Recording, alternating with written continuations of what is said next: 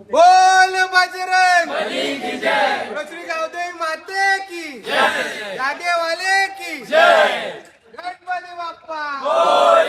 तर काही आजपासून आमची सराव चालू होते.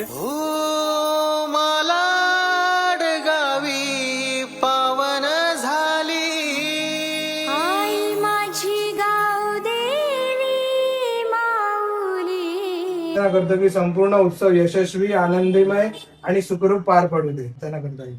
पुढे श्री गावदेवी माता की जय. बोल बजरंग बली की जय. भन्नाट तयारी दमदार खर्चा